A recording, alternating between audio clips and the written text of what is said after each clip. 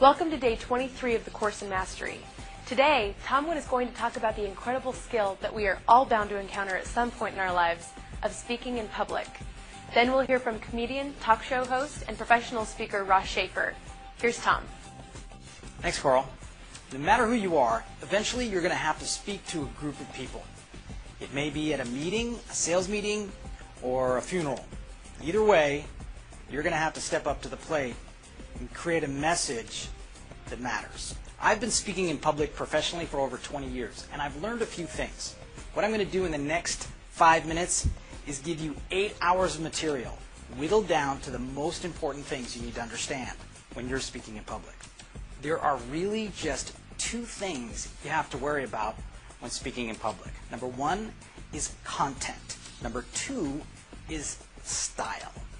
Content is content. It's what you're speaking about. You got to know what you're talking about. More important than anything is how well do you know your subject. Now, style is a little more complicated. Style is how you present your content. It's not just the way you talk or the words you choose, it's your body language, your facial expressions, your pitch and your change of tone, and the pauses you use. Those things in style really make a speaker entertaining and powerful in what they do. Now, I've learned a couple of secrets. In content, here's a secret for content. What you want to do is make a list of all the points you want to make in your presentation.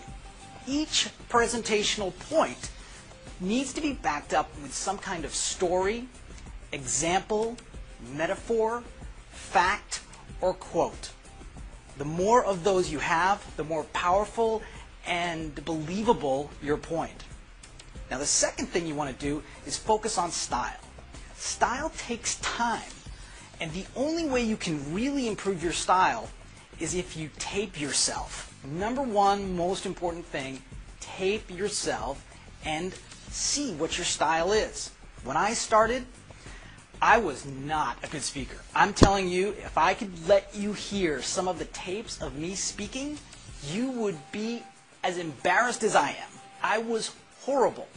And what I did was I audio taped every single presentation I did. And I gave 3 presentations a day. I did as many presentations as I possibly could and audio taped every one. In between each presentation, I listened to what I did and how I said it.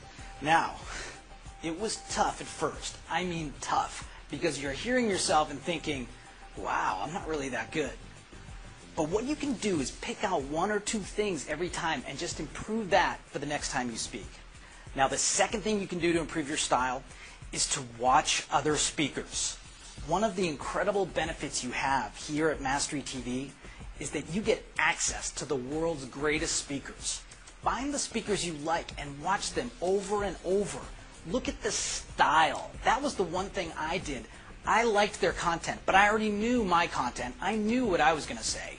So I watched speakers as much for how they said what they said. And I practiced doing what they did and then making it my own. One of the most important things you can do as a speaker is come from a place of integrity. Speak what you know and tell your stories. Master your content and master your style, and you're on your way to becoming an excellent public speaker. We'll see you tomorrow. Thanks, Tom. Ross Shafer has been on stage and on screen since the early 1980s, and due to his mastery of the subject, is an executive public speaking coach. I think you'll find what he has to say useful.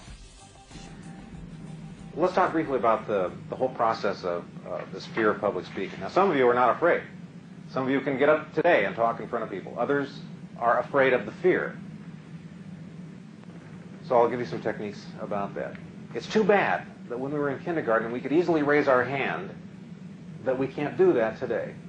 But from what happens between kindergarten and high school to college to life is that our friends become judgmental. And you know children, little children will make fun of other little children. It's just the way kids are. But that imprint on us at a young age lasts a lifetime. When in fact, that's not the way it is now. this fear of public speaking, if I were to ask any of you to stand up here in front of, what you're thinking is, I may fail. I'm going to have performance anxiety. If I get up here, I'm going to stumble through my words. I'm going to embarrass myself in front of these people. These are strangers. So when it becomes peers, it is much worse.